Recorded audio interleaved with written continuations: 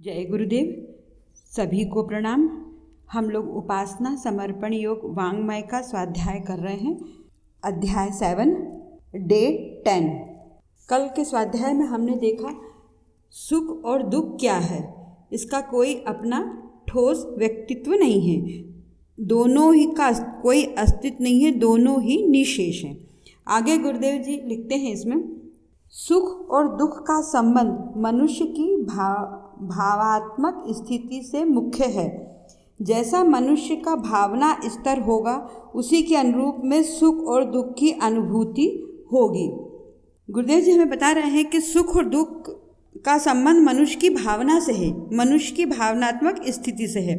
जैसा ही मनुष्य के मन में भावना होगी वैसे ही हमें अनुभूति प्राप्त होगी। यदि हम सोचेंगे कि सुख है तो उसी चीज़ में हमें सुख प्राप्त होगा, और हम सोचेंगे दुख है तो उसी में हमें दुख की अनुभूति होगी। ये हमारे भावना स्तर पर निर्भर करता है। आगे, जिनमें उदार दिव्य सद्भावनाओं का समुद्र उमड़ता रहता है वे हर समय प्रसन्न, सुखी, आनंदित रहते हैं। स्वयं तथा संसार और इसके पदार्थों को प्रभु का मंगलमय उपवन समझने वाले महात्मा को पद पद पर सुख के सिवा कुछ और रहता ही नहीं। कांटों में भी वे फूलों की तरह मुस्कुराते एवं सुखी रहते हैं। कठिनाइयों में भी उनका मुंह कभी नहीं कुमलाता।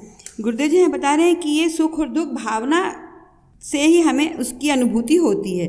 उसी तरह उन्होंने उदाहरण दिया है कि जिसमें उदार दिव्य सद्भावना का समूह जिस पे उमड़ता है, यानी जो महात्मा है, जो व्यक्ति निर्मल मन का होता है और वो जिसमें मतलब सब में प्रभु ही दिखता है, सब लोगों में परमात्मा ही दिखता है।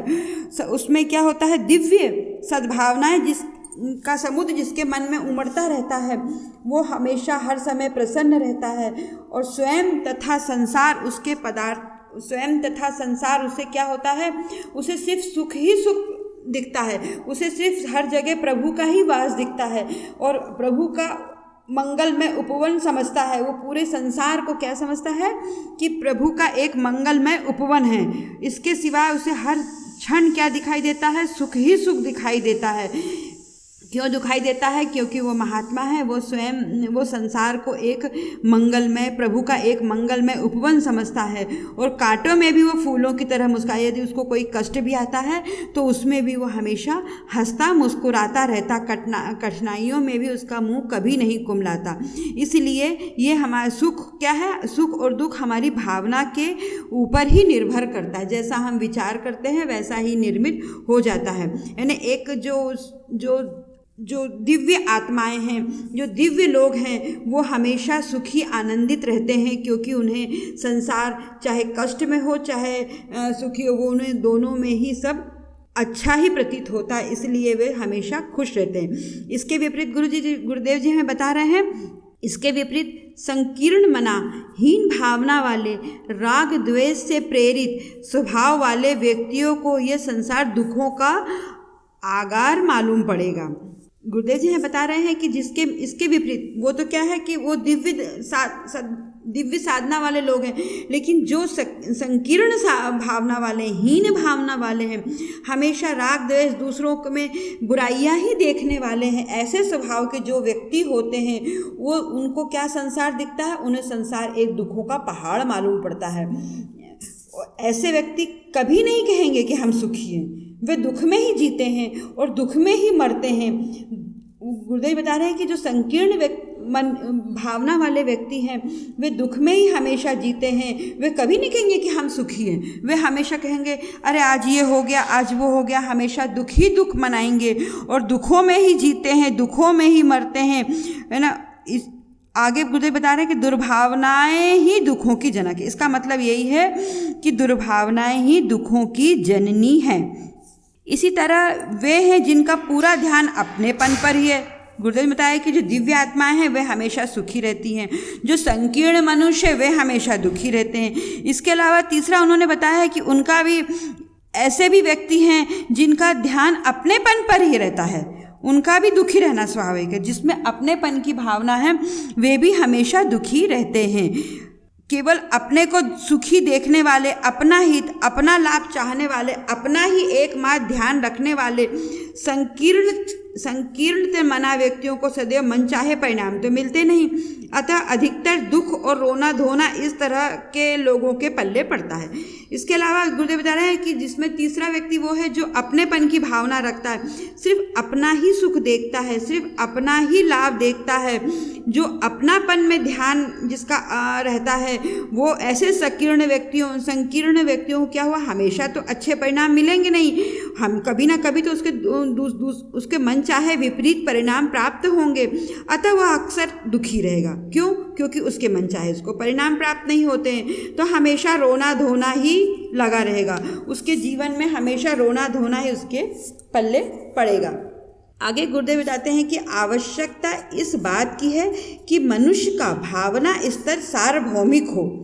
अपनी सुख दुख की अनुभूति का आधार जितना व्यापक होगा, उतना ही मनुष्य सुख दुख की मोहमयी माया से बचा रहेगा। गुरुदेव बता रहे हैं कि हमें क्या है, मनुष्य की भावना के ऊपर निर्भर करता है, इसलिए मनुष्य की भावना सार्वभौमिक होनी चाहिए। अपनी सुख दुख की अनुभूति का आधार इतना व्यापक हो कि सुख दुख की मोहमयी माया से वो हमेशा बचा रहे। सबके साथ सुखी रहना, सबके साथ दुखी अर्थात सबके दुख में अपना दुख देखना, सबके दुख में अपना दुख, इससे मनुष्य ना तो सुख में पागल बनेगा ना दुख में रोएगा। गुरुदेव जी हमें बता रहे हैं कि इसलिए मनुष्य को, व्यक्ति को सबके साथ सुखी रहना पड़ेगा। दूसरे के सुख में खुद भी खुश होना चाहिए, खुद में उसमें भी सुखी देखना चाहिए, और सबके दुख में अपना दुख देखना चाहिए। यदि वो इस तरह से करेगा तो कभी ना सुख में पागल बनेगा ना दुख में रोएगा, क्योंकि वो क्या होगा, सबके सुखी में सुख देखता है और सबके दुखी में दुख देखता है, तो इसलिए वो ना किसी के दुख में अधिक सुख में पागल बनेगा और ना दुख में रोएगा। जैसे कि सर्वे भवन्तु सुखिनः सर्वे सन्तु निरामया सर्वे भद्राणि पश्यन्तु मा कश्चित् दुख भाग भवेत्। वही गुरुदेव जी हमें बता रहे हैं कि सभी सुखी हो, सभी निरोग हो, सभी कल्याण प्राप्त करे, कोई भी दुखी ना हो। इस तरह की चाह ज्यों बढ़ती जाएगी, हमारे हृदय में स्थायी सुख शांति संतोष की भी वृद्धि होती जाएगी। वही गुरुदेव जी बता रहे हैं कि जैसे हम इस तरह का विचार करने लगेंगे कि सर्वे भवन्तु सुखिनः सर्वे सन्तु निरामया सर्वे भद्राणि पश्यन्तु मा कश्चित् दुख भाग भवेत्, यानी सभी सुखी हों, सभी निरोग हों। यदि हम ऐसी रोज कामना करें, सभी कल्याण प्राप्त करें, कोई भी दुखी ना हो, तो इस तरह से यदि हम रोज भावना करेंगे तो इस तरह की चाह हम में ज्यों बढ़ती जाएगी, वैसे ही हमारे हृदय में सुख शांति और संतोष की वृद्धि बढ़ती जाएगी और हम सुख शांति का मतलब अंदर से आत्मा में संतोष होता जाएगा। इसी तरह सबके दुखों को अपनी अनुभूति का आधार बनाने वाले व्यक्तियों के स्वयं के दुख द्वंद्व स्वयं तिरोहित हो जाते हैं। वही गुरुदेव बता रहे हैं कि जो सबके दुखों को अपनी अनुभूति का आधार मान लेते हैं, उनके स्वयं के दुख अपने आप ही छट जाते हैं, जैसे कि बादल छट जाते हैं। उसी प्रकार से क्या होता है कि जो व्यक्ति सब में सुख और सब में दुखी होता है, तो क्या सबका कल्याण चाहता है, ऐसे उसके दुख अपने आप ही हट जाते हैं। दुख का भार जब मनुष्य अपनी पीठ पर लादे फिरता है तो उसका दुख में रहकर दुख में ही अंत होना स्वाभाविक है। गुरुदेव जी हमें से बता रहे हैं कि दुख का भार जब मनुष्य अपनी पीठ पर लादे हमेशा फिरता रहेगा तो उसका दुख में रहकर दुख में ही अंत होना स्वाभाविक है। क्यों? क्योंकि वो यही चाह रहा है कि अरे मैं इतना दुखी हूँ, इतना कष्ट है, इतना सारा भगवान ने मुझे कष्ट दे दिया है, ये संसार पूरा सागर दुखों का ही अंबार है। तो जो ऐसा विचार करेगा तो वो क्या होगा, उसका हमेशा वो जो अपनी पीठ पर दुख ही दुख लादे रहेगा तो उसका विचार उसको क्या होगा, हमेशा दुख ही प्राप्त होगा और वो दुख में ही उसका जीवन समाप्त हो जाएगा। और जो हमेशा सुखी सुख में रहेगा उसकी जो आत्मा दिव्य आत्मा हो जाएगी और वो कभी कठिनाइयों में भी नहीं कुमलाएगा, तो वो क्या होगा, वो हमेशा सुखी ही सुख रहेगा। ये मनुष्य के, गुरुदेव जी हमें यही बता रहे हैं कि वो मनुष्य के चिंतन के ऊपर ही निर्भर करता है कि मनुष्य का कैसा चिंतन है। जैसे कि कोई मनुष्य के चिंतन ही कल्प वृक्ष के समान है।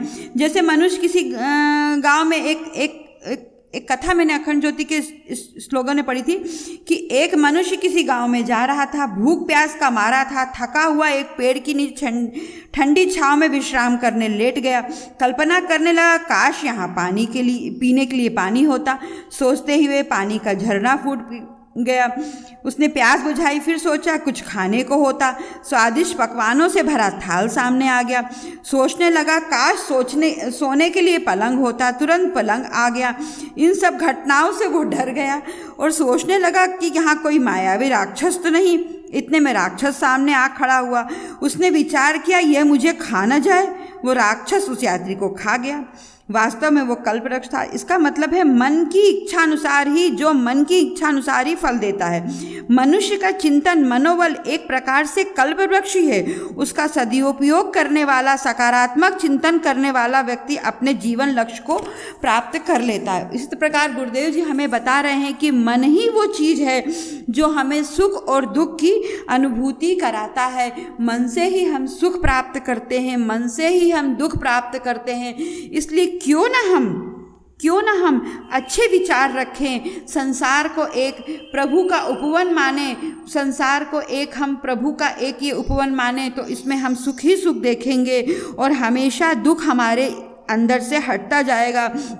और हम ऐसी ही भावना करें कि सभी लोग सुखी हों, सभी निरोगी हों, सभी कल्याण प्राप्त करें, कोई भी संसार में दुखी ना हो। यदि हम ऐसी कामना करेंगे तो हमारे हृदय में स्थायी सुख और शांति की वृद्धि होती चली जाएगी। आज के लिए इतना ही। जय गुरुदेव। सद्गुरु अर्पणमस्तु। ओम शांति। सभी को प्रणाम।